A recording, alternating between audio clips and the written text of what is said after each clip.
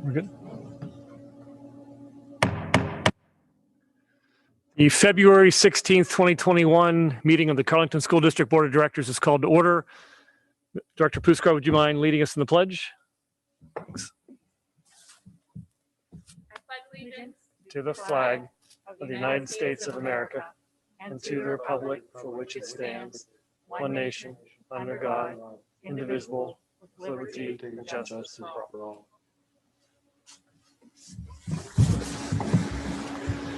Will the secretary please call the roll?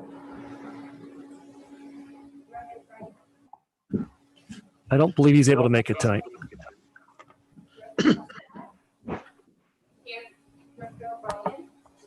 Here. Director Zaleski. Here. Director Simpson. Here. Director Mendoza. Director Hunter. Here. Director Apple. Here. Director Trout. Here. At the beginning of our meeting, we invite members of the public who are either in person or online to ask any questions about items that are on our agenda for tonight. Is there anybody, I don't see anybody in person raising their hand. Josh, is there anybody online who wishes to ask an agenda item question? All right, very good. There is a time at the end of the meeting where we invite the public to ask any questions. So we'll revisit that at the end of the meeting. Moving on, I'll entertain a motion to approve the minutes of the voting meeting of January 19th, 2021, and the minutes of the Finance Committee meeting of February 9th, 2021. Do I have a motion for those two items? I so move. Or second. Second. Moved and seconded. Thank you. Any discussion? If not, we'll vote. All those in favor say aye. Aye. Aye. Aye. Opposed, nay. Motion carries. Thank you. I'll report that we had an executive session prior to this meeting where we discussed contract negotiations and real estate matters. I'll now turn to Dr. Kreider for our superintendent report. And thank you, Mr. Schreiber. This evening, we have two reports that we will bring to you. We have Dr. Manich here, who is going to provide an update on the program of studies and also assessment with Keystone Exams and PSSAs. That presentation will then also be followed by a presentation regarding the CHILL project. That'll be by Dr. Tricia Cerdy and Mr. Don Alexander. But first, we'll start with Dr. Manich. Dr. Manich. Thank you, Dr. Kreider. This on? Okay, thank you. First, for the program of studies, we're going to have a few new courses this year, and one we're going to kind of replace.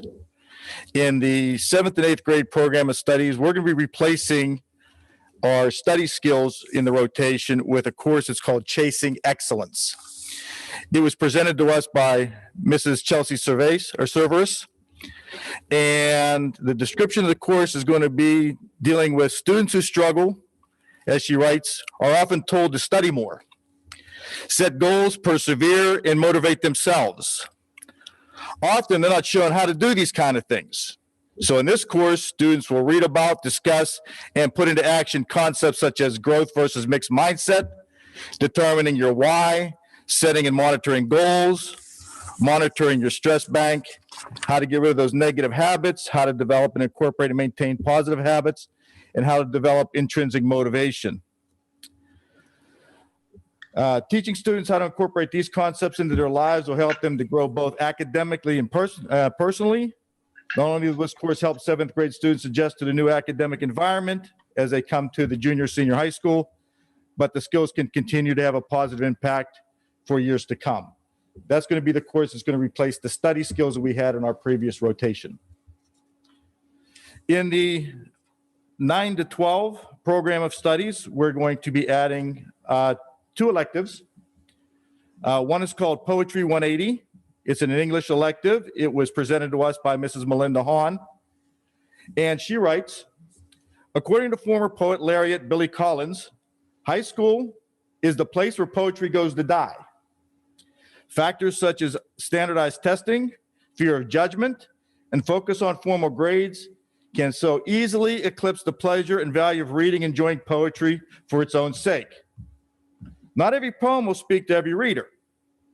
Reading a poem a day, Billy Collins contends, drastically increases the odds that every student will find a poem that they love irresistibly, thus initiating a 180-degree turn from the attitude that poetry is old, boring, impossible to interpret, and best left to the English majors.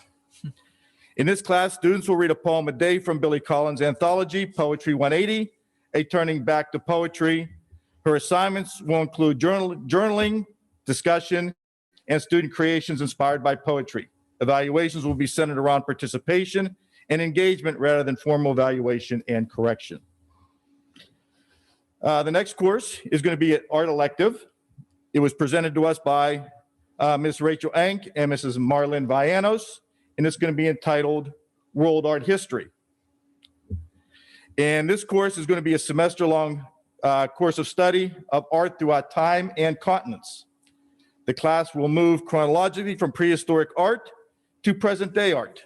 Students will conduct research, engage in class discussions, and complete projects based on art movements and errors that are reviewed in class. There will be no creation of art in this course, and students will be expected to present a final research project at the end of the semester. In the last course we're going to be injecting into the course of studies, in the program of studies, is we're going to make yearbook now a year-long course. And yearbook now is going to be learning and applying the skills that result in a student-driven publication, which is our yearbook, The Reflections.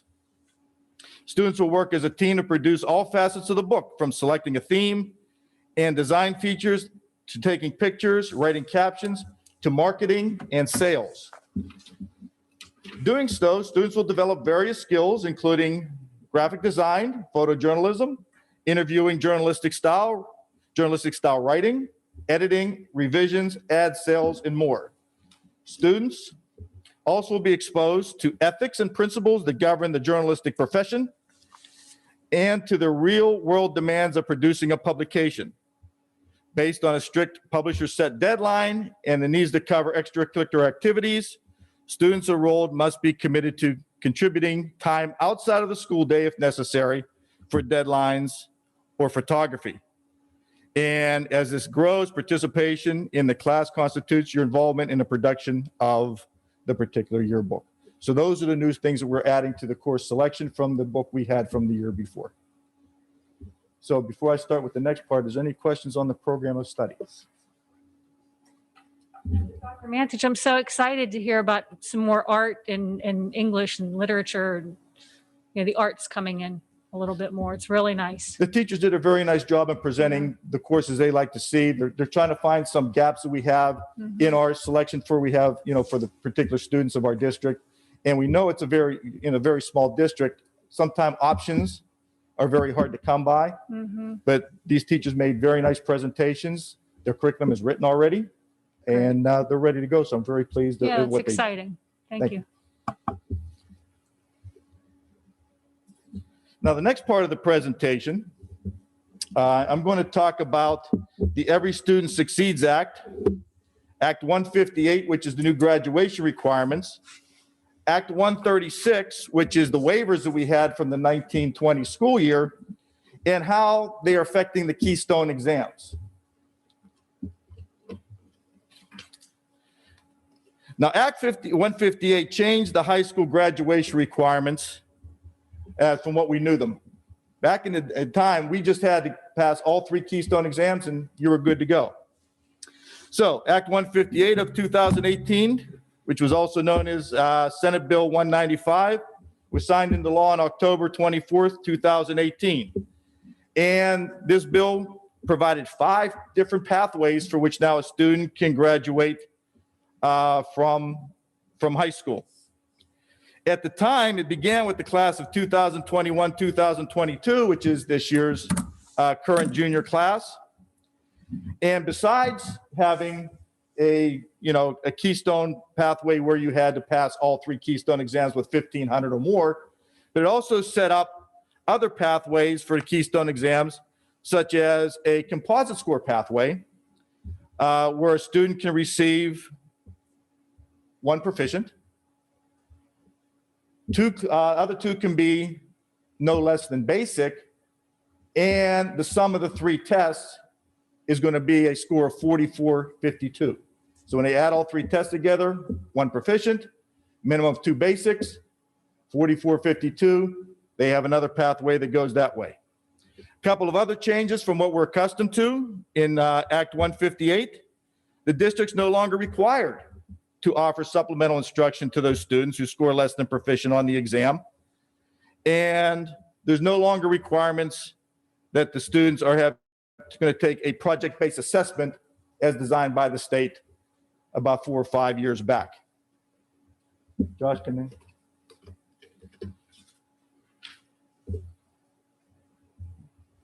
Okay, so again, going through the 5 pathways. Pathway number 1, earn proficient or advanced on all 3 Keystone exams. You have a composite score of a 44,500 at a minimum. Graduation pathway number 1, you're finished. You get to graduate under the PA graduation requirements. Pathway number 2, the composite score, like we said.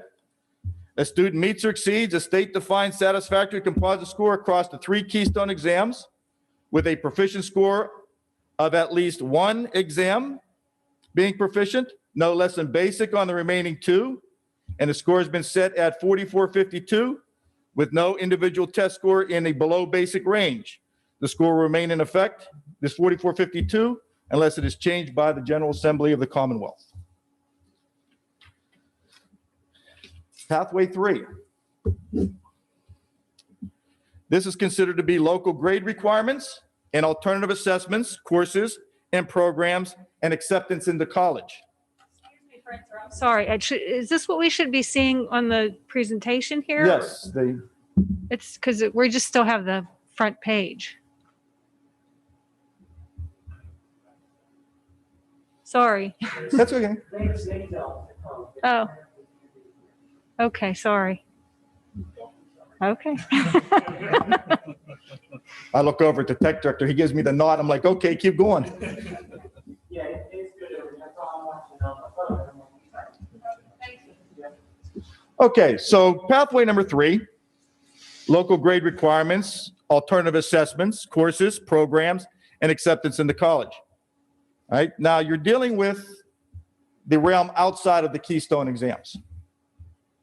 So a student must pass Algebra 1 course, must pass a biology course, must pass our English 10 course, and have at least one of the following. They have to score at least a 10-10 on the SAT. They have to have a PSAT score of 970, receive a score of 21 on the ACT, receive a minimum score needed to gain admittance to a branch of service in the year for which a student graduates on the ASVAB test, attainment of at least a gold level on the ACT work keys assessment, attainment of an established score of 3 on an advanced placement or an international baccalaureate diploma program exam in the associated Keystone Exam content areas, and we'll talk more about that in a second. Successful completion of a concurrent enrollment course or any post-secondary course in the associated Keystone Exam content area. A successful completion of a pre-apprenticeship program or acceptance into an accredited 4-year nonprofit institution of higher education and evidence of the ability to enroll in college-level credit-bearing coursework. The next slide. These are the equivalents for the replacement of the different Keystone exams. So to replace a algebra exam, they can replace it with an AP Calculus AB exam, an AP Calculus BC, AP Computer Science A, AP Computer Science Principles, AP Statistics, Physics 1, which is algebra-based, Physics 2, which is algebra-based, Physics 3, Electricity and Magnetism, and AP Physics C, Mechanics, and AP Chemistry. To replace the literature Keystone exam, they could take AP English and Composition and AP English Literature and Composition. And for the biology equivalent, they could take AP Bio, AP Environmental Science, AP Chemistry, AP Physics 1, which is algebra-based again, AP Physics 2, which is algebra-based, AP Physics C, electricity and magnetism, and AP Physics C, which is mechanics. So if you not proficient in the first two, you can replace them with an AP exam as long as you passed all three Keystone trigger courses. Option 4, local grade requirements and 2 tiers of additional evidence of readiness. So here, the student would have to earn a passing grade in the courses associated with each of the Keystone exams on which a score of proficient was not achieved, and demonstrate 3 pieces of evidence that reflects readiness for meaningful post-secondary engagement consistent with the student's goals and career plan. So again, the coursework, you have to complete a satisfactory coursework with a passing grade. And under tier number 1, you can use a piece of evidence, which is attain an established score in the ACT score work keys assessment. Acceptance to an accredited nonprofit institution of higher education other than an accredited 4-year nonprofit institution, or evidence of the ability to enroll in a college level credit-bearing coursework. Attain an industry recognized credential. Attainment of an established score of 3 on an AP exam like we talked about before. And successful completion of a concurrent enrollment course or any post-secondary course under that one. So you can pick any one of those ones, and then you have to pick 2 out of tier 2. So again, out of tier 2, you have a satisfactory completion of a service project, pre-approved for use by a chief school administrator.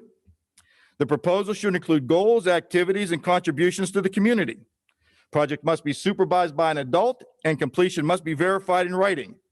And some of the things they get involved with is the National Honor Society, Junior Rotaries, Boy Scouts, and things of that nature, therefore define their particular projects.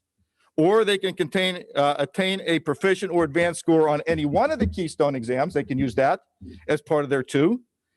A letter from an employer guaranteeing full-time employment. A certificate of successful completion of an internship, externship, or cooperative education program. And a satisfactory compliance with the NCAA core courses, there's 16 of them, for college-bound athletes at a minimum 2.0 grade point average or equivalent. And then pathway number 5.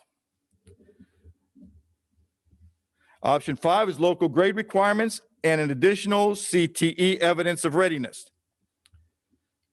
So, in this particular one, Act 158 clarifies provisions of Act 6 of 2017 regarding establishment options for students who are CTE concentrators. Those are our Parkway students.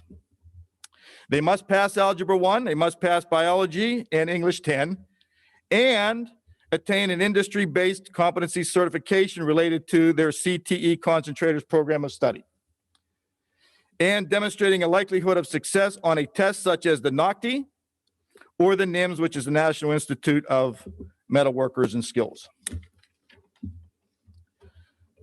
So that's the 5 pathways set forth by the Commonwealth for the graduation requirements under 158.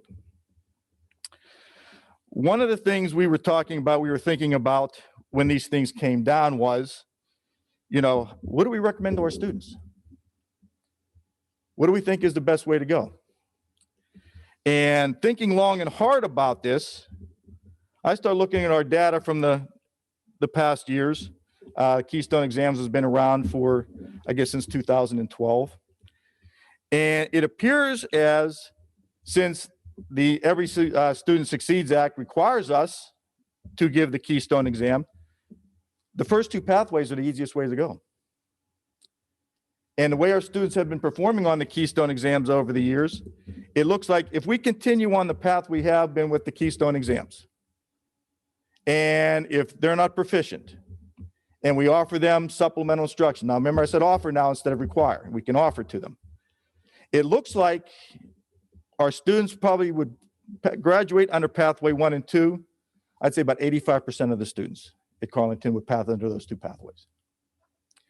So we're kind of recommending that we maintain the course of what we've been doing in the past when dealing with the Keystone Exams, and with the success continuing, that we think we can catch the majority of, like I said, about 85% of our kids will go under pathway 1 and 2. I have a question. So, but these 5 pathways would be available to all of our Yes, students. and you basically, just feel that the 85% were more likely to go the Yes. first 2 pathways. yes, pretty Okay. much so. Because if you look at it, most kids have the Keystone exams done by the end of their 10th grade year. Mhm. They'll know right then and there what pathway they're in. So, like I said, we can probably knock off most of our students under those pathways as we go from there. Yes. So if we know by the end of 10th grade where they're at in the process, is it then, are we directing then our guidance counselors to look at those students who may not be on track to use track A or B or 1 or 2, and then help them find a path of the other 3 methods that works for Exactly. them and fits their needs? Yes. Okay. And what we have in place right now through the cooperation we have with one of our vendors, which is On Hand Schools, is we already have in the database a template that's going to keep track of all these things and all 5 pathways. So here's your scores on your Keystone exams. Here's pathway 1. Did you meet all 3 of those? Here's pathway 2. Here's your composite score. If you've taken any AP courses, did you take any of the other ones? They will mark those as you go. Here's your SAT scores. Here's your PSAT scores. They'll have all those put in. So the guidance counselor basically going to have a 1-pager and says, here's where you are. And here, now you can build a path for our students for the rest of their career and how they can go ahead and graduate from that point forward. So that's what pretty much already in place we have, and it's already in the system. We're just going to get the data put in and get it up and running. Now, Another question? sure, please. How does PDE define industry recognized credential? I How does the Department of Education define industry recognized credential? Well, I believe, and I could be wrong because PDE has different things, but in my opinion, and talking to people at PDE, let's say, for example, that a student at Parkway would do their educational program. They would pass their NOCTI. They would get a credential for their particular discipline. They come up with a license either for cosmetology or woodworking or whatever it is. So they would have that in hand, which we would be able to use for that particular idea. Okay. That's right. Industry certifications Industry are a big part of what Parkway's trying to get their students to at the end of. And that was one of the big parts about Act 158 is because they wanted to give alternative pathways for students like those concentrators that would have these industry certifications, that they would be able to do that. Now, there could be other ones. You know, that's the one most people would recognize. Let's say, for example, a student, we don't have it here, but let's say we'd have a high school where we have people that came out with a Microsoft certification. They would take certain courses, they'd take the exams, and they'd get a Microsoft certification for their products that could be used. So the reasoning behind my question, sorry for not fully explaining that, is so the Federal Department of Labor has specific requirements around what is and what isn't an industry recognized credential. And if that's in place at the Department of Education, then we should know what those things are so that there's that option again for students and for making sure that those credentials are aligned to high priority occupations that are kind of those opportunity occupations that pay a living wage, but that don't require someone to have a 4-year degree, so that we're setting students up for success. And I think one of the challenges with the Parkway pathway is that if we don't know until 10th grade that students aren't going to be meeting pathway 1 or 2, typically students are making the decision about Parkway in 9th grade. So you can be a CTE concentrator without being a CTE student in terms of the way that Parkway exists. But I think there's other opportunities too to say, what can we do to make sure that if students are going into pathways 3 or 4, for instance, that it's really strategic and that it's really setting them up to be successful rather than just kind of a consolation pathway, right? That it's setting them up to be able to achieve and to be able to have a clear, here's what we do after we graduate from high school. Yes. Yeah, and the only thing I would add is that the as the state unraveled these plans for graduation requirements, they also took a look into career readiness standards as well. And so career readiness standards are also those that we're tracking at the elementary level, the whole way up through senior high school also. So a lot of this strategy here aligns with the testing requirements as well, where as students come through the elementary, they're learning more about careers, learning more about avenues that they can pursue.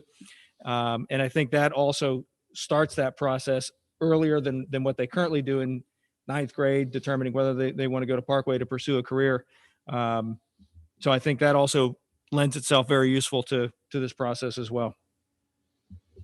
Absolutely. And so the final thing that I'll say is that there are certifications that are offered at Parkway that are not considered industry recognized credentials at the federal Department of Labor level. And that doesn't mean they're not valuable, but it just means that we should recognize if a certification at Parkway isn't an industry recognized credential, we shouldn't set students up for failure in that kind of third pathway. They'll still probably have the NACD, or they will have the NACD if they go through Parkway.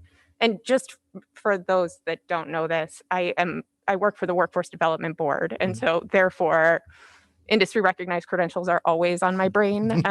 So I'm happy to kind of talk about this too further and what we can do to make sure that students really are, able to succeed in all 5 of these options. I would be delighted and look forward to the conversation. That'd be Wonderful. great. Thank you. Sorry. I'll That's step all off right. my soapbox now. Now that was the easy part of the presentation, okay? Because that's pretty much straightforward. That comes straight from PDE. All right, 158. Here's the 5 pathways. Here's how they work. All right. Then we bring COVID into the situation, and now we got Act 136, which now starts playing games with the waivers. Okay.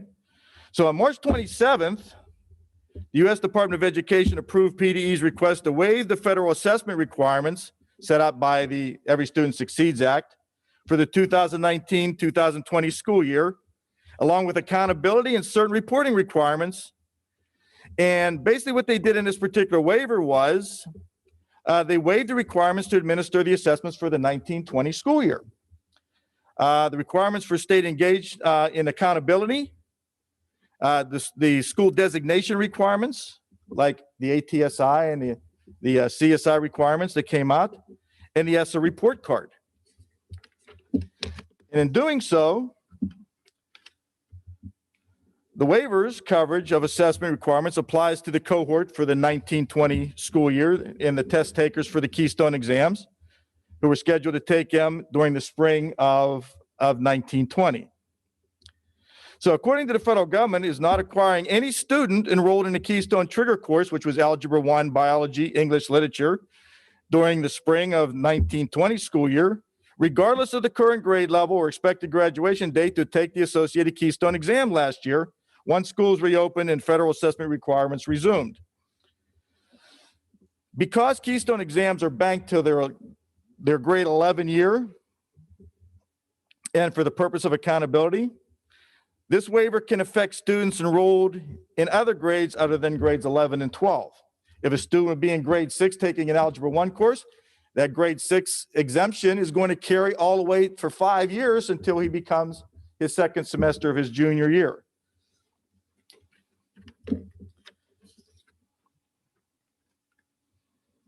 So any student prior to, in these cohorts, who took the Keystone exam during the 2019-20 school year prior to the pandemic, which is summer 2019 or winter 2020, may use those results to satisfy their individual Act 158 requirements for any of the local purposes. Now, for those that didn't, are now going to receive a non-numerical proficient for the missed exams.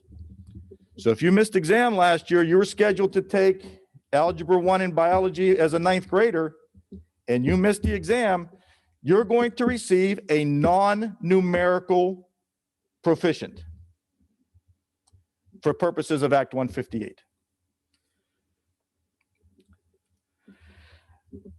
One of the problems with having a non-numerical proficient is that, let's say, for example, you're a 10th grader or this year, you were a ninth grader last year, you got a non-numerical proficient in Algebra 1. You got a non-numerical proficient in biology. You take the Keystone exam in literature. You pass it, there's your 3 proficients, you graduate under pathway number 1. You take the test in literature in your 10th grade year, and you get a basic. You're now no longer eligible to receive a diploma under pathway number 2, because you cannot possibly get a composite score of a 4452 because your 2 proficients are non-numerical, which causes some issue. So as the presentation goes on, we're going to talk about, what may be in the best interest of the kids if they have the non-numerical proficient. So in the 2020-21 school year, LEAs may choose to schedule Keystone exams as a makeup opportunity for the entire spring 2019 cohort for students to meet graduation requirements for other purposes. If the LEA chose not to administer the Keystone exams for the entire cohort, the LEA must communicate that decision publicly at a meeting of the Board of Directors or Board of Trustees and post a decision on the website. This presentation is not communicating such a decision. Right now, we are in the process of allowing students to take the makeup test if they so choose. We are doing it in the extended winter wave. The government gave us an opportunity to extend the winter wave from basically the beginning of January to the end of March. So we're going to try it. Anybody who wants to take the exam, we're going to go ahead and allow them to do the makeup. They just come in. We're going to have one starting tomorrow, I believe, in biology. So they're going to come in, they're going to take the biology exam. And the nice thing about it is I consider it a freebie. It's not going to override your non-numerical proficient. So you take the test, you have a non-numerical proficient. Say you get a basic at a 1485. That 1485 is not going to override that proficient, but it also give you that score to allow you to add it to the other 2 tests that gives you your 4452.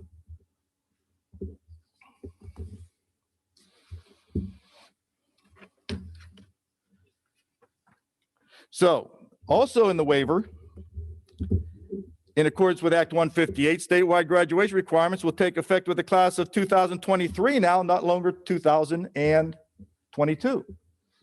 So this year's juniors get a reprieve.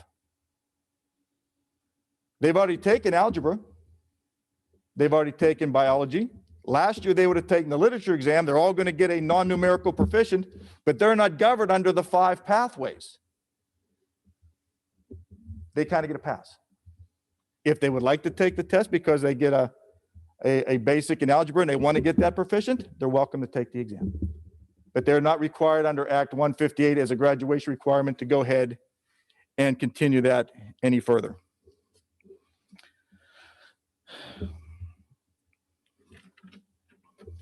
Just quick interruption. Is there an incentive for the district to have more students or less students take the exams? There is. I was going to get involved in that later on, but that's a very excellent question. I think we do it. When it comes time to deal with the building level scores, when it comes time to get the PA Future Readiness Index, anybody who received a non-numerical proficient is not going to be held in the accountability equation. So if we would take, for example, the 11th graders from last year, they've taken biology, they've taken algebra. They're not going to take the literature exam because they all received a non-numerical proficient as long as they were sitting in an English 10 as a trigger course.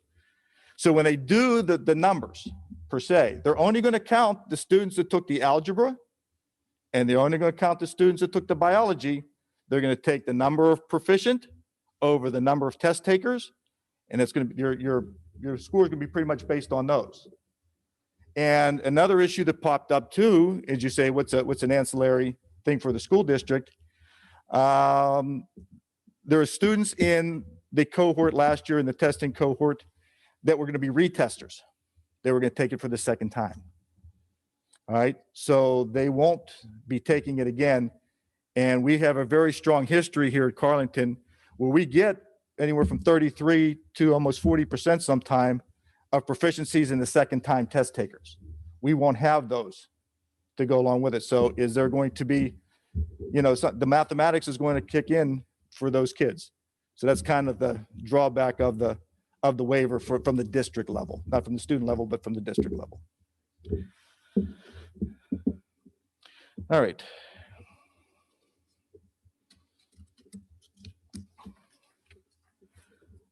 Dun, dun, dun, dun.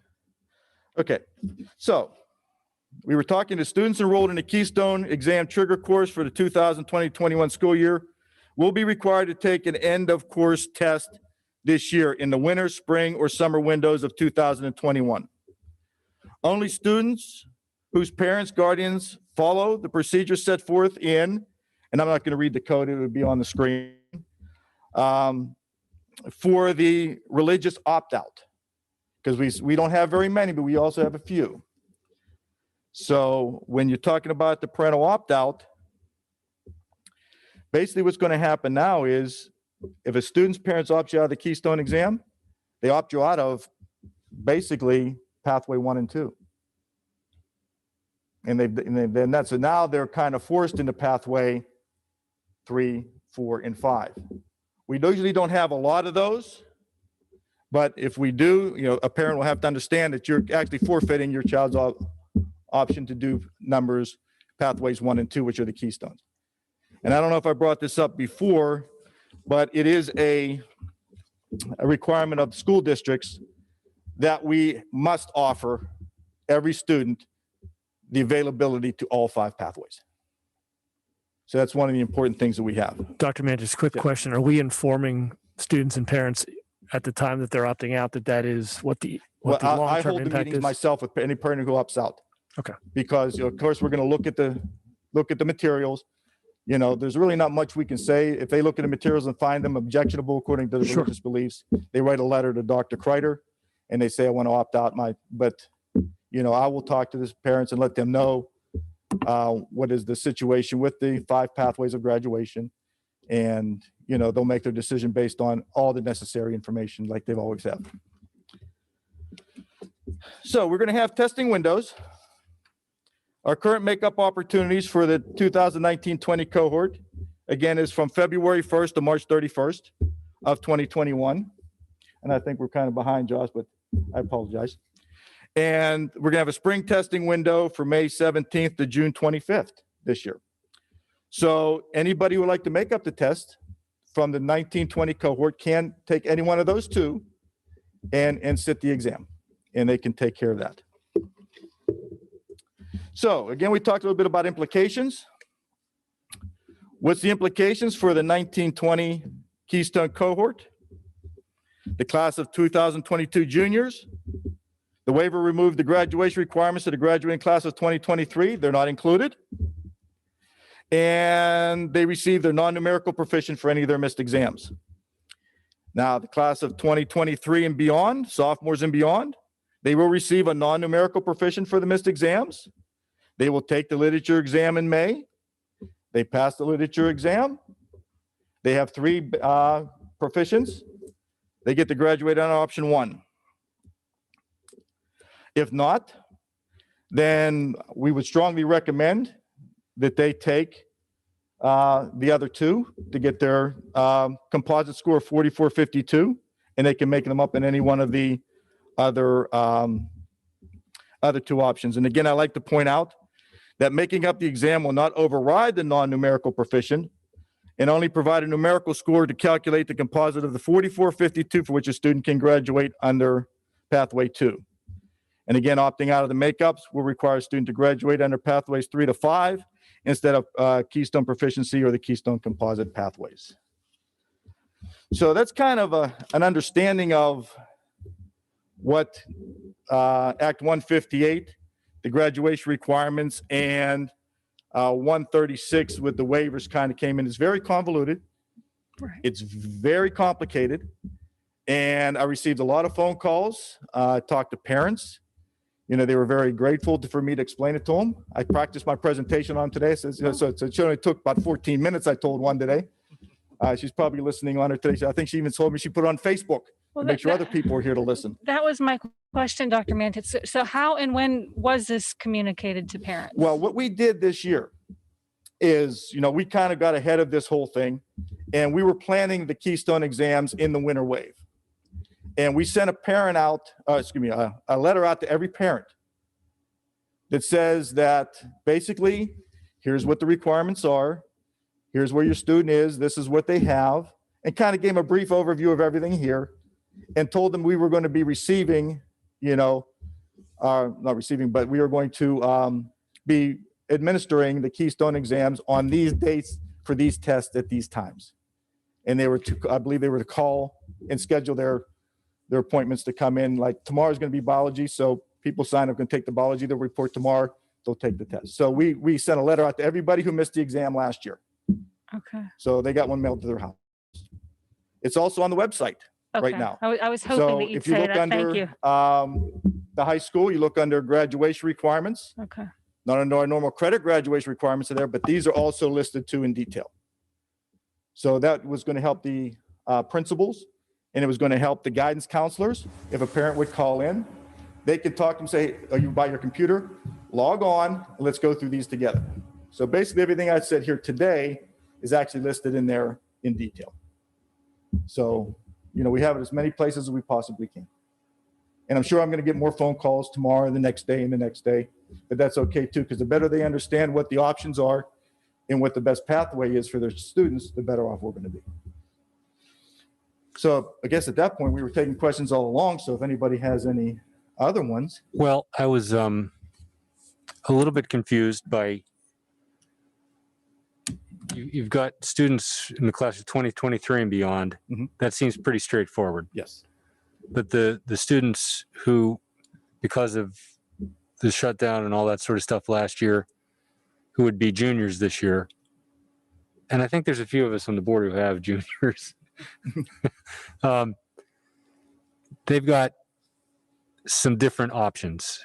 Is that a way to say it? Or maybe you could tell me. Well, when you talk about the juniors this year, Yeah. which is the class of 2022. Two. Yes. Okay.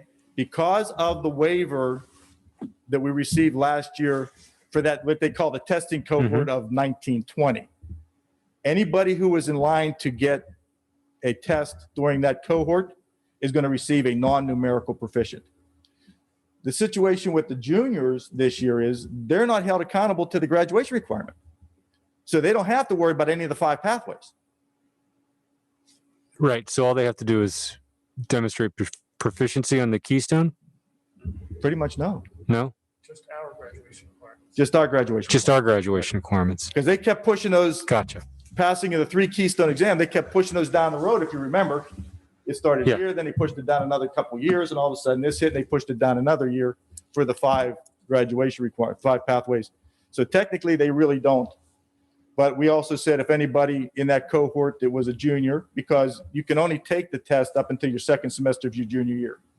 If you had a basic in algebra and you were a retester and you wanted to retake the test, you're more than welcome to come and take the test, because that's your final record as you leave Carleton that says you got proficient in algebra as we move forward in the 3 tests. But it's not going to affect them at all. Now, again, everybody after that, pretty much straightforward. Here's your 5 pathways, and we'll mark the accomplishments. And by the time we get to a certain point, we should be able to see what pathway they're in and plot a course for their other pathways if we need to. Thank you. Another question about waivers, because I'm seeing a lot in PSBA about requesting waivers for federal testing requirements.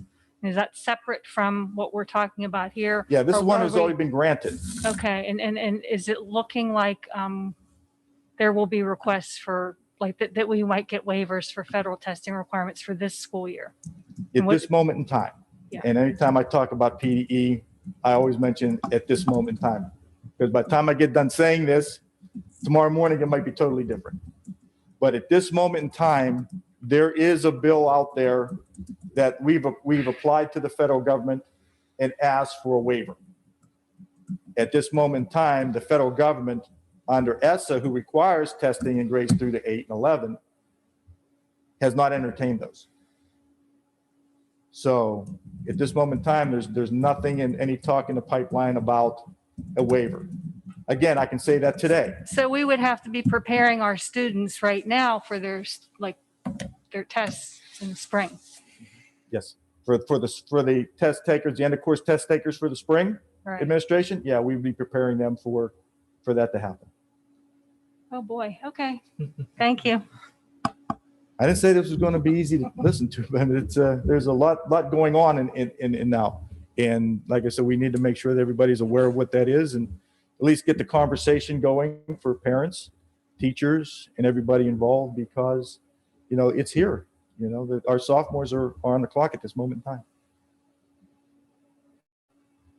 If there's any other questions?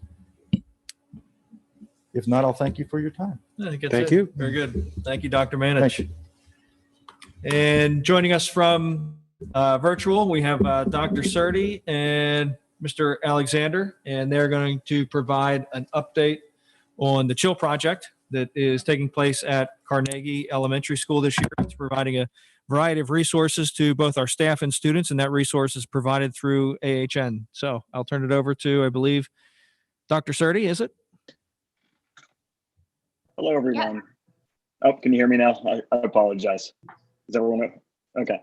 Good evening, everybody. Thank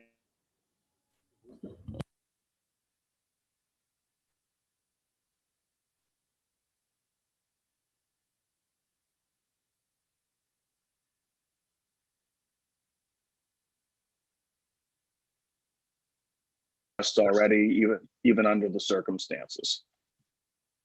And if you could go to slide 2. So for those of you who don't remember from maybe in the spring, or you weren't in attendance in the spring, we started the CHILL project this year at Carnegie Elementary. And just as a quick overview, it's called the Allegheny Health Network Children Project. It was founded by Dr. William Davies, and it provides a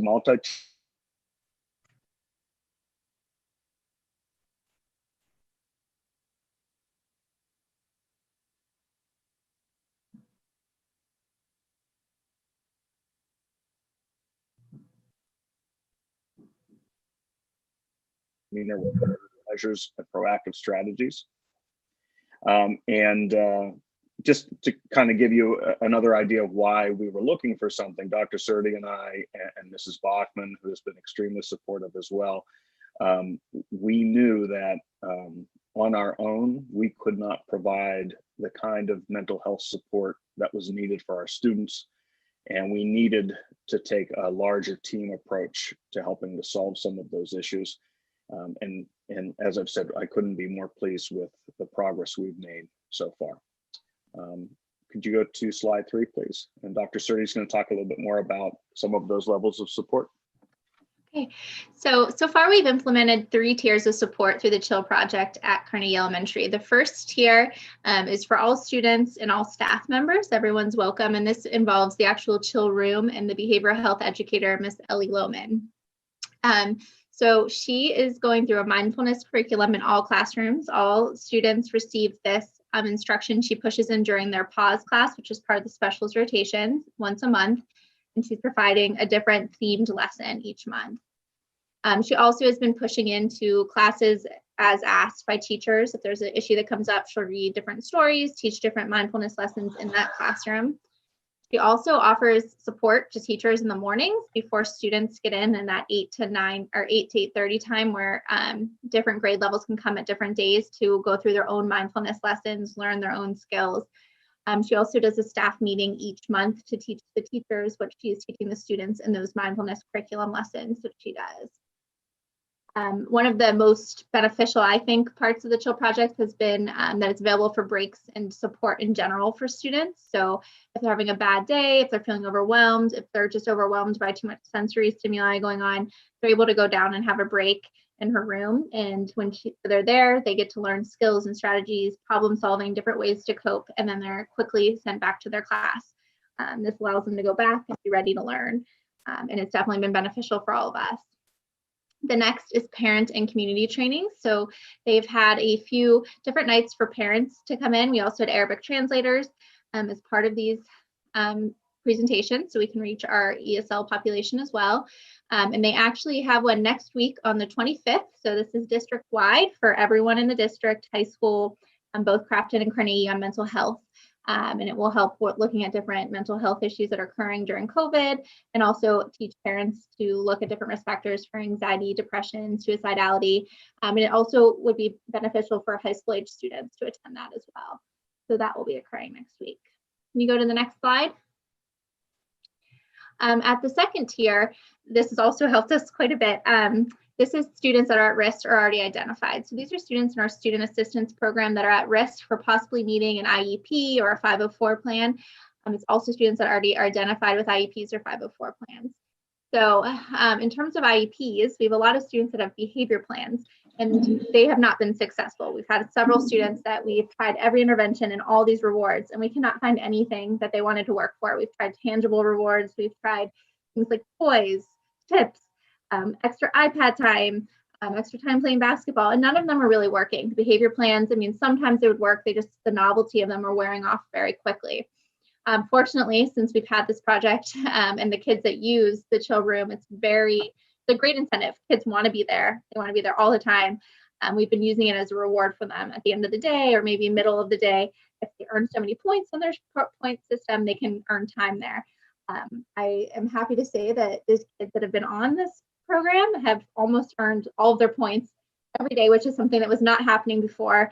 It reduces their time with me significantly, it reduces their time with Ms. Bachman significantly. They're really working hard for it because they enjoy that one-on-one time. And when they're there, it's not just playing around, they're actually learning skills, mindfulness skills, activities, ways to help themselves cope. So it helps both ways.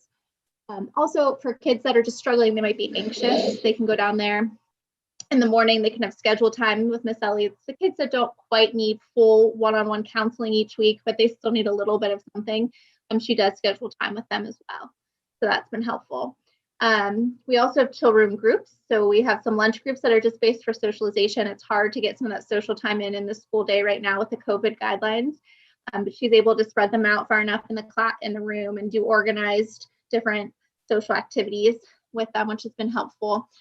She also has social skills group that focus on teaching, especially kindergartners, social skills. Those are starting in organizational groups for our 5th and 6th graders to teach them the skills so they can be ready for high school. She also participates on our SAP, our student assistant program, with Ms. Spano, who's also the school-based outpatient therapy. They participate weekly, so they're constantly consulting with teachers and helping us with interventions at that level. The third tier is our school-based outpatient therapy. And that's through Ms. Spano. It's all billed through insurance, so it doesn't cost us anything. It all goes through their insurance and through AHN. So she meets with them weekly, sometimes 2 times a week. She's on staff 5 days a week, so she's constantly there. So not only is it the kids on her caseload that she sees, but she's in the cafeteria. She pushes into the chill room. She's at the front door in the morning saying hello to kids. She's really integrated into our community.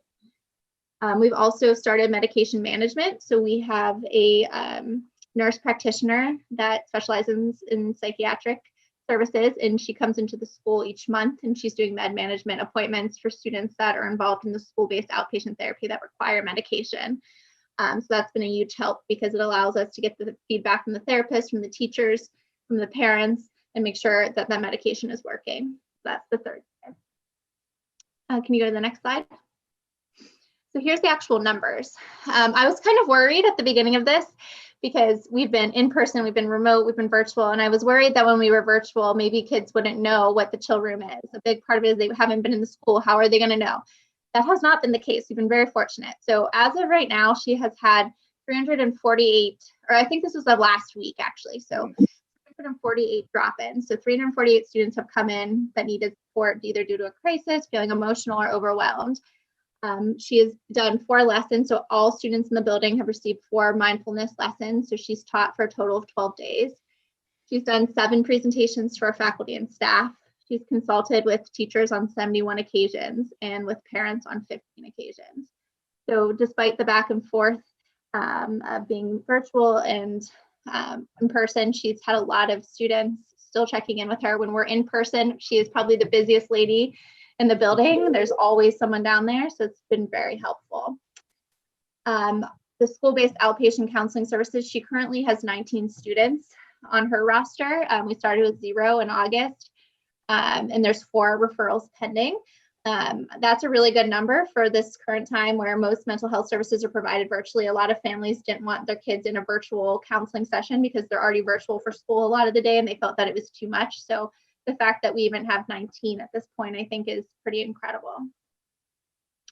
Go to the next slide. Another exciting thing that has recently started, this started in February, but the planning has been going on for a while. We've partnered with Duquesne University for a research partnership. So some of the school psychology faculty at Duquesne, as well as AHN and also Carnegie Mellon's involved as well. We are working on doing a project to look at the effectiveness of the overall chill room, but also to develop procedures that can be implemented school-wide and chill project-wide, so in all of their districts. The purpose and the goal of this project is to, one, be more preventative.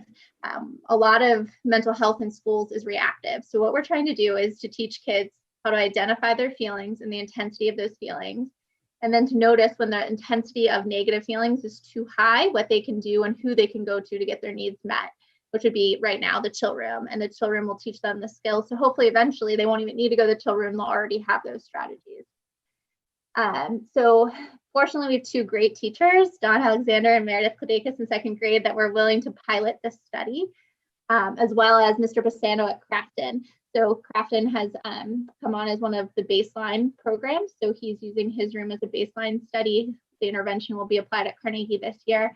And also a school from Baldwin Whitehall School District, a 2nd grade classroom there, is also collecting baseline data to their ESL population. We wanted another school that had a similar population to compare to.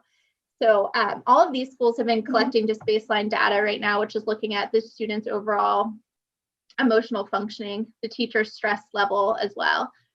We've been doing that for the past 4 weeks, and we've been teaching kids at Carnegie only how to use a stress thermometer.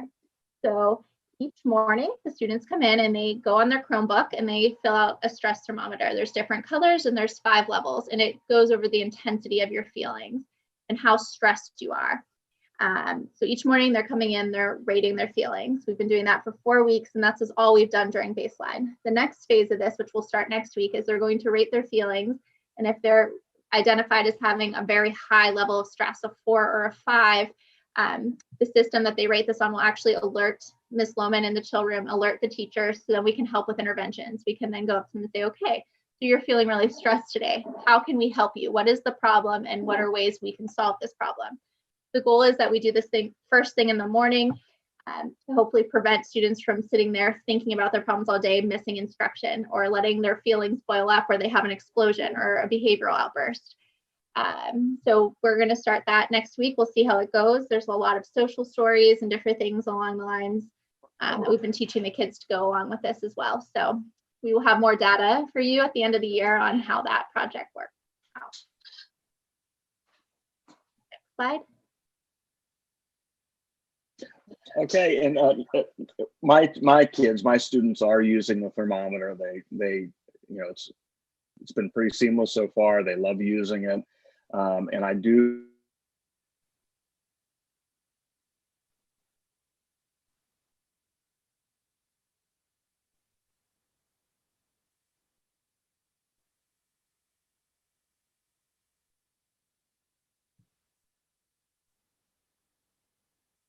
A couple of things we wanted to go over on the horizon coming up with the chill program.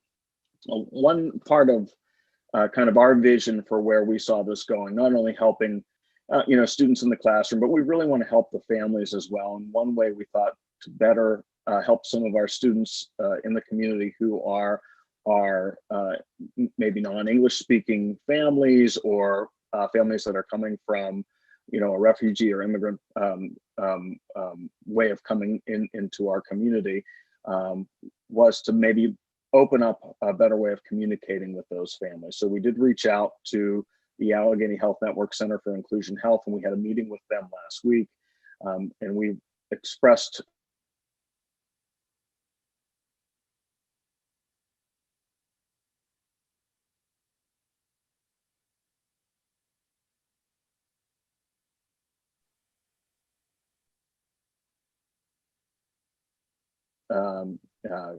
bring on the cost of always having to call a service to provide that for us.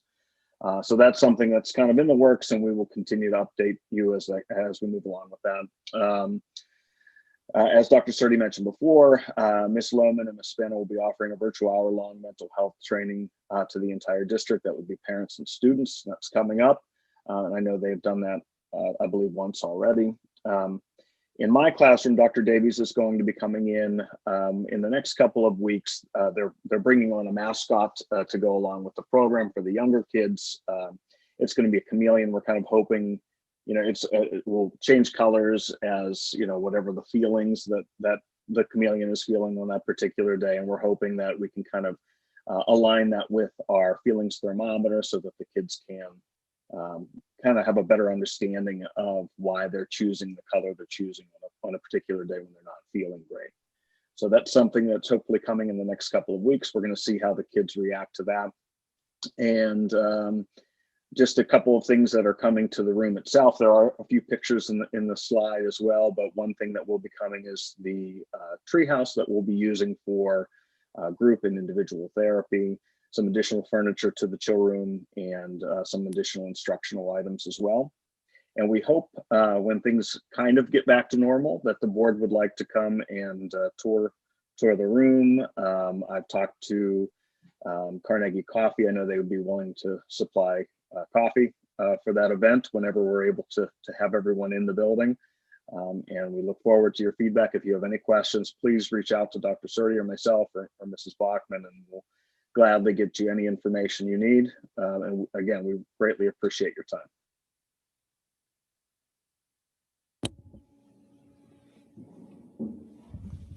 Thank you, Dr. Cerdy and Mr. Alexander. Any questions from the board to clarify anything regarding the chill program at Carnegie Elementary School?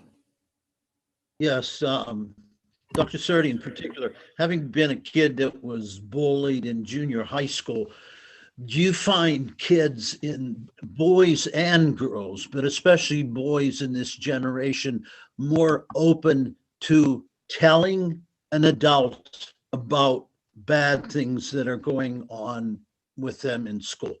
Or are they more open or the same as my generation? Sorry to say. So when I looked at the numbers, on the one slide it did say, but I do feel it was a little bit less than boys, but I think there was almost 150 boys of that 350 or 48 students that have been going to the chill room. It's becoming more and more prevalent, for sure, that they're feeling more comfortable, but it also really goes back to who they're talking to.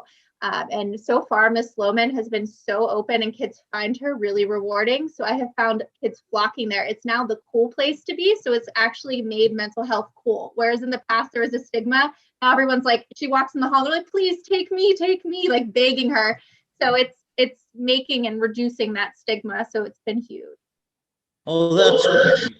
Thank you very much for that answer. I feel so much better about these kids.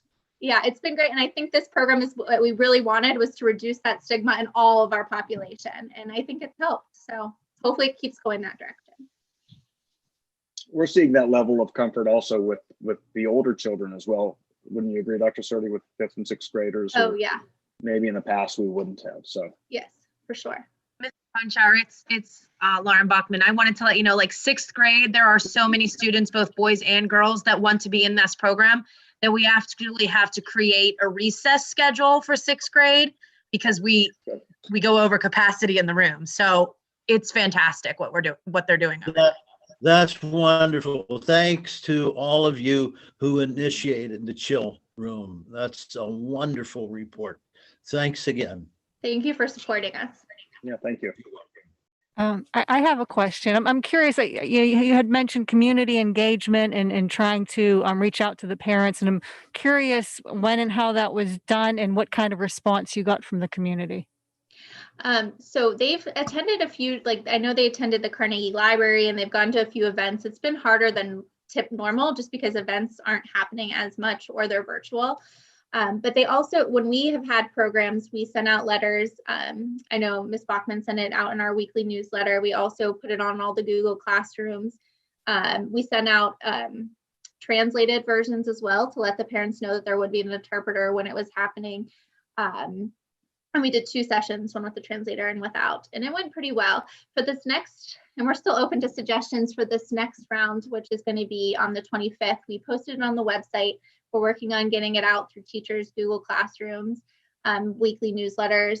And I believe at the high school, they were going to go into the grade level, each grade level classroom to advertise. But if you have any suggestions on other ways to involve the community and get that information out there, we are definitely all ears for that.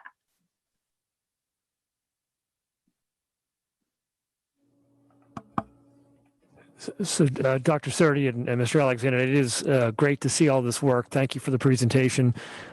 A quick question for Ms. Bachman. Have you seen a macro level change at the school after the implementation of the chill room? Have you seen a shift in the student population, the overall behavior because of this resource? Yes, absolutely. I can tell you with how strict the day has to be, discipline has gone down, but I can tell you since full implementation and since we've been back in person, I probably haven't had to have anyone in the office discipline-wise in months. I mean, and we've been virtual, we've been hybrid, we've been back in person full days, but you know, it's really just, I really have kids in the office for rewards and things that they have, you know, that they want to come see me and they've earned the reward to come see me. I really have had very little discipline. So I think it's, you know, due to this chill room. I think that it's something that they're able to go down there before we get to a point where, you know, we can't control our actions anymore. So it's great. It's fantastic. I love it. I've had several elementary teacher or principals from several other school districts contact me and ask to have some Google Meets to talk about how we've implemented it.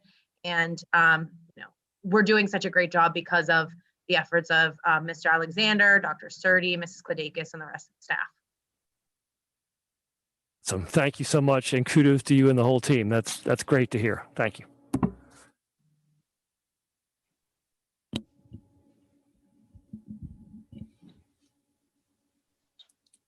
Okay, and I as well commend the staff at Carnegie for the work that they have done initiating the program as well, for bringing it to the level that it has become. We're very excited about the research project that we're conducting in unison with Duquesne University. Gleaning the information from that will be extremely useful. We look for additional information to come from that, and at that time, after the data is collected and assembled and reviewed and examined, we will also schedule to have a presentation to come back to the board as well, just to report back on some overall larger findings so that we can make more informed decisions moving forward should we consider expanding the chill room to other schools in the district or just enhancing the services that we currently have at Carnegie. So again, thank you for all the work being done at Carnegie Elementary School. And Director Shriver, that is the end of our administrative reports for this evening. Thank you, Dr. Kreider. We'll turn to the committee reports. Parkway West is first. Director Apple, anything that you wish to report tonight? Just real briefly, I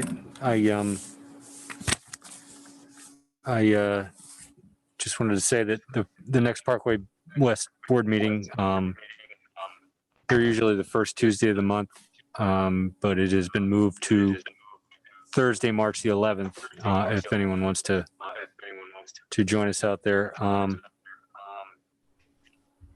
I think that'll do for today. Thanks. Good, thank you. Director Hanchar, anything from you this evening? Pathfinder. Yes, Jim, tomorrow we will have our meeting. As far as the last month's meeting, the kids are in and out because just like our schools, the kids are in and out. We are at a high attendance for the last few years. So a lot of parents have a lot of support for our Pathfinder school. I will report even more next time we meet. Thanks, Jim. Sounds great. Thank you. Director Zaletsky, any updates for us on Shazda? I have not heard anything else. recently other than updating the directory. So we haven't had any more information about any meetings or anything. That's good. Thank you. Director Simzik, anything for legislative, PSBA, or foundation? Yeah, a couple of things. I'll start with legislative. I mean, a lot of the talk revolves around the governor's budget proposal. So, a lot of, in the calls that I've been on, there are people expressing skepticism that all the stuff that's in there will pass because it is a very ambitious budget. But what we talked about is that it's a starting point. And it starts a conversation and it highlights the areas of need in education. And one of the factors within the budget that the governor is pushing, it has to do with the fair funding formula and how it's applied. So, there's a lot of talk about that. He's interested in it just not applying to the new money that's going in, but all the funds that are going in for education. So that's something very interesting to talk about. I've been in touch with our district representative from PSBA. Her name is Lena Hanna. Lena is willing to come and give us some education about the fair funding formula. So she has agreed at this point to come to our April Finance Committee meeting. I think that's on the 13th, and give us a presentation on the fair funding formula. So if we have questions about it or want to talk about it, that's a really good place and time to do it. I was really inspired in the last call I had with the PSBA and the people that were on the call because, what they're talking about is, providing education for board members, for community members, and how we can build relationships with our legislators. And, one of the things that they're saying is important, and I agree, and I was, like I said, inspired by it, is that we need to have our legislators see and hear and feel the things that we're seeing and hearing and feeling in our districts. And a way to do that is invite them in. So when I'm listening about the chill room, when we're able to, I'd love to invite them to come see it because then they have a better understanding of what we're doing. So, I really think if we can put some focus on educating the public, educating ourselves, and educating our representatives on what real life is in our district, I think that's a really important thing for us to do. So that's what I've been kind of getting from PSBA and the legislative information lately. So that's for that. And then if you want me to go ahead on with the Education Foundation, we did meet on February 2nd. There's not a whole lot going on new there because, again, our fundraising efforts are kind of somewhat at a halt. We are continuing to work on the alumni website as we have been, but they talked a little bit about, the foundation is interested in supporting the chill rooms and interested in supporting enrichment and remediation activities as much as they're able to do that with us. And I know Susie was, Dr. Pushkar was on the call as well. So I don't know if you have anything to add or thoughts on that. No, I think that covered it. Thank you. Okay. Let me take a quick glance here. Yeah, I think that's about it for those two. So thank you. Thank you very much, everybody. We'll move on to section 4 of our agenda, miscellaneous. I'll entertain a motion to approve the 2 items there. Number 1, the memorandum of understanding between the district and Vision to Learn for the provision of vision screenings and services to students in the district as submitted. And number 2, the 2021-2022 school year calendar as submitted. Do I have a motion for those 2 items? So moved. Second. Moved and seconded. Thank you. Any discussion? One quick comment on the 2021-22 calendar that we are recommending for this evening. Over the past several years, the district has strived to move the starting date of the school year earlier into August and making the end of the school year closer to Memorial Day. You'll notice from this year's proposal is that the start of the school year is on August 30th and the end of the school year is on June 9, which is slightly different from moving towards that goal that we were trying to achieve. The rationale for moving the dates slightly for next year's calendar has to do with the current pandemic situation, the impact that it has had on instruction and learning.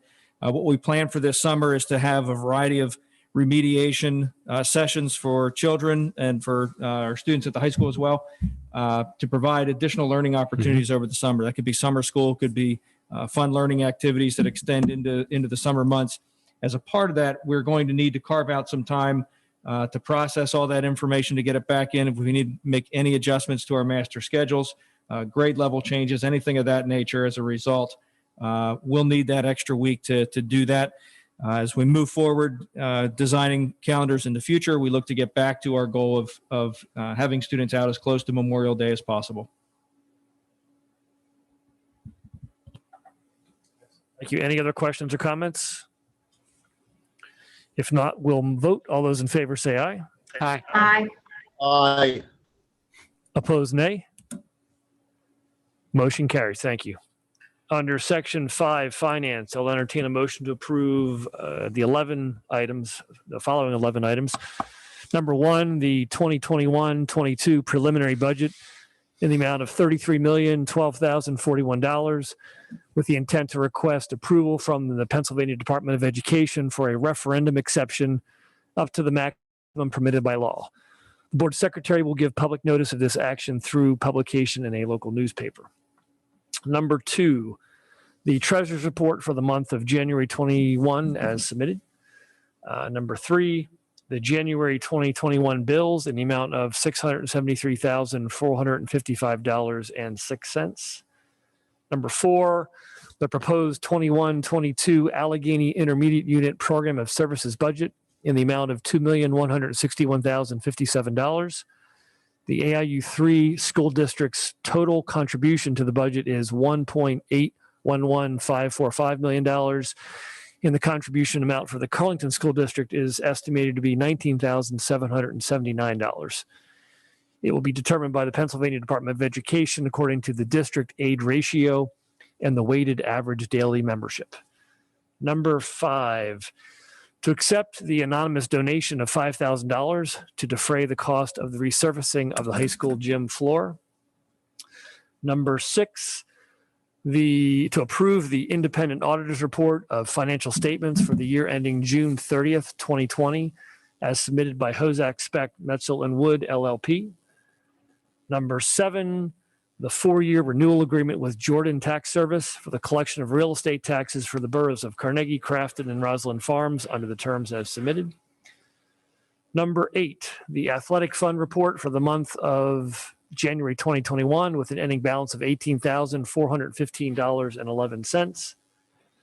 Number 9, the activities fund report for the month January 2021 with an ending balance of $84,073.11.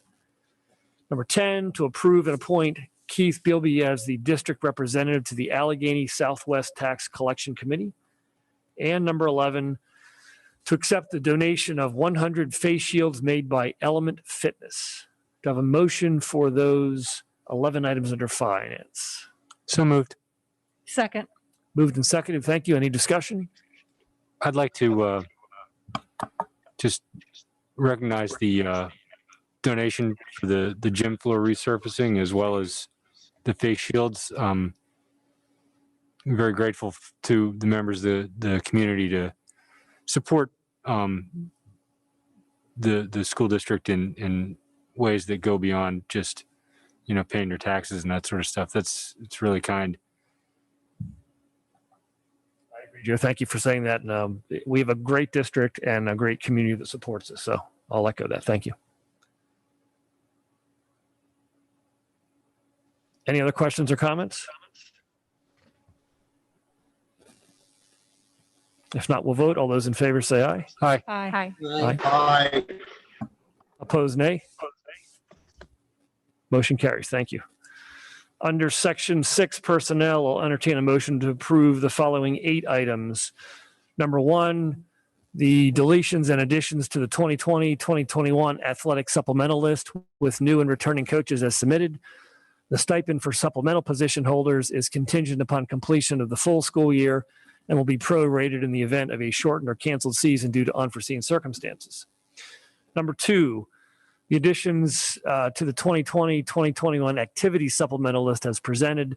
The stipend for supplemental position holders is contingent upon completion of the full school year and will be prorated in the event of a shortened or canceled season due to unforeseen circumstances. Number 3, to approve and award a long-term substitute position to Greg Petronsky, retroactive to November 5th, 2020, and consistent with the terms of the Carleton Federation of Teachers Collective Bargaining Unit Agreement.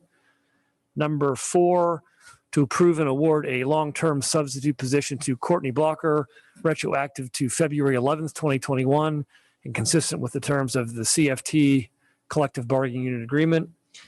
Number 5, to approve and appoint Michelle Tate to the Class 3 position of shop aide, retroactive to January 22nd, 2021, per the terms of the SCA Collective Bargaining Unit Agreement. Number 6, to approve and appoint Jane Corral to the Class 3 position of instructional aide at the junior senior high school, retroactive to February 2nd, 2021, per the terms of the SCA Collective Bargaining Unit Agreement. Number 7, to approve Kimberly Sumter for the after-school Title I tutoring position for non-public students, retroactive to February 12th, 2021, at an hour rate of $40 and consistent with the terms of the CFT Collective Bargaining Unit Agreement.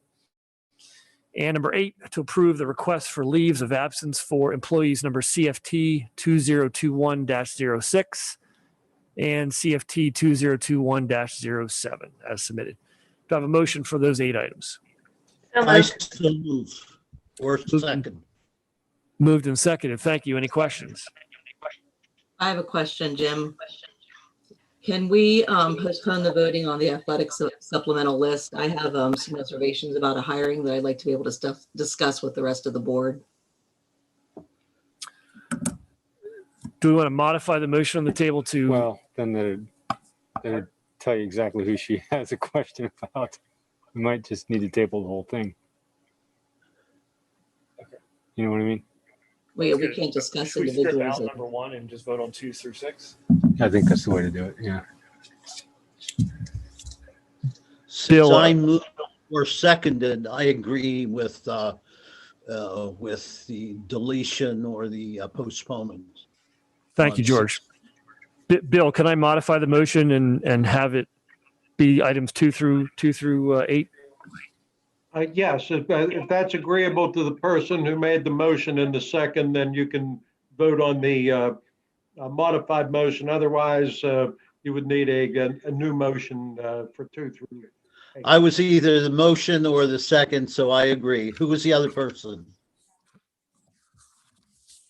Michelle? That was me. So I would agree. Great. Okay. So a modified motion on the table to approve items 2 through 8, and we'll leave number 1 for future discussion. Any other questions or discussions about items 2 through 8 under number 6 personnel? If not, we'll vote for items 2 through 8. All those in favor say aye. Aye. Aye. All opposed, nay. Motion carries. Items 2 through 8, motion carries. Thank you. Under section 7 curriculum, there's 2 items. I'll entertain a motion to approve. Number 1, the 2021-2022 Carleton Junior Senior High School Program of Studies for students in grades 9 through 12 as submitted. And number 2, the 2021-2022 Carleton Junior Senior High Program of Studies for students in grades 7 through 8. Do I have a motion for those 2 items? So moved. Second. Moved and seconded. Thank you. Any discussion? If not, we'll vote. All those in favor say aye. Aye. Opposed, nay. Motion carries. Thank you. Section 8, old business. Does any director have any old business they would like to bring up tonight? I think this falls under old business, Director Shriver. I wanted to publicly thank the district. So I was a very nervous parent who trusted in data and sent my child to school for the first time in person back in late January. He had been remote in 2nd grade up until that point. And then 4 days into him being back at school, he was exposed to a child who was potentially COVID positive. And I freaked out like any good parent would do. And everyone at the district was wonderfully kind, held my hand through things, spoke to me in dulcet tones, and made sure that I had all of my questions answered. And I am here to say that he is totally fine. He is back at school. Masks work. So thank you so much to all of the teachers who are making sure that children are wearing their masks. Thank you so much to all of the janitorial staff who are making sure that the district is clean. Thank you to all of the thought that your team has put into making sure that our students are safe. So if anyone is having any second thoughts about sending their kids to the district, you know, the data are very clear that in school is very safe, but also now you have a personal school board positive experience. So thank you very much.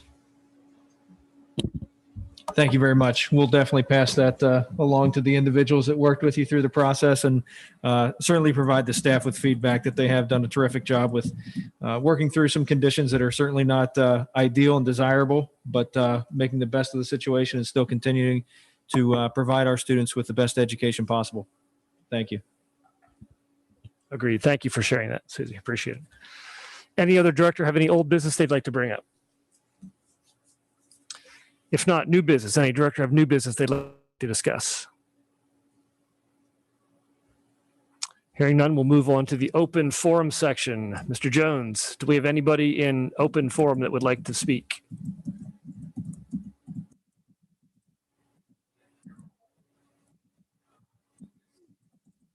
So,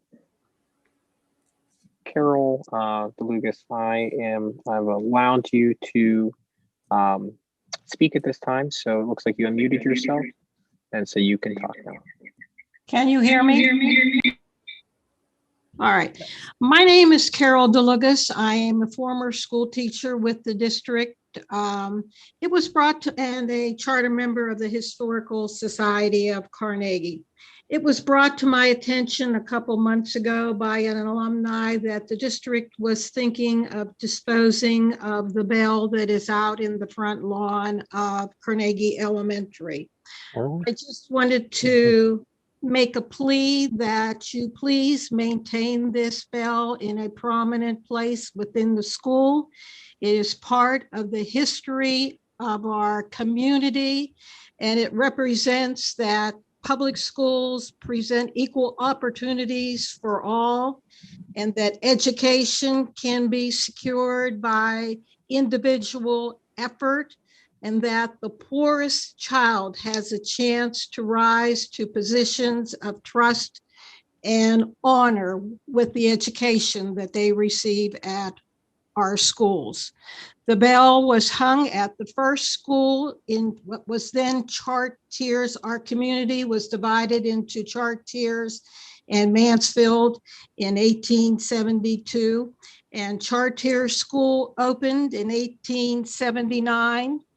On the bell are the names of some of the president, Robert Bell, whose family was one of the original settlers. Secretary Ewing, we have streets named Ewing, Dunbar, Cubbage. These are all familiar names in the Carnegie area. In 1884, Second Ward, where the part where Carnegie Elementary is, opened a school called Second Ward, then changed to Washington in 1884. Then on Lincoln Avenue in 1915, a school opened there. When I was transferred to court school in 1970, the bell was. All right, good. You muted yourself.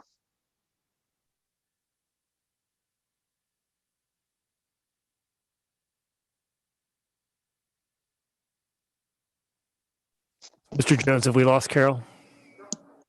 Okay. Carol, you there? Yes, I'm sorry. Somebody was trying to call me. Did you hear all that I said when I got up? We just lost the last 5 seconds. Oh, okay. Yeah, just please consider keeping it in a prominent place that displays that how important education is to our community. Thank you so much for asking the question, and I can assure you that the district does not have any intentions, nor has it had any intentions to do anything with that bell. I believe someone from the community asked if that bell could be relocated to another spot a few months ago, and I think we have expressed openness to have a discussion, but we definitely have no intention of discarding or doing anything bad to that bill. Dr. Krager. Oh, thank you very much. Yeah, that is correct, Mrs. DeLucas, and thank you for your service to public education for many years there. We did hear that there were individuals interested in doing something with the bell. Currently, it sits outside of Carnegie Elementary School on the grass, and it may not be paying the correct homage to the bell in its current position where it is right now. So we were interested in entertaining some thoughts of potentially what to do with the bell, but certainly under no circumstances would we discard the bell because it does for its historical value. So I believe this may give us an impetus to begin some conversations on how to move forward and potentially looking at relocation of the bell into to an area that's proper. Oh, thank you. Thank you very much. Thank you, Carol, and thank you, John. Absolutely. Thank you. Steve, we have anybody else in the audience that wishes to speak? Okay. Any board members have any open forum questions, comments? If not, I'll entertain a motion to adjourn. So moved. Second. Moved and seconded. Thanks. All in favor, say aye. Aye. Hi. Opposed, nay. We are adjourned. Thank you.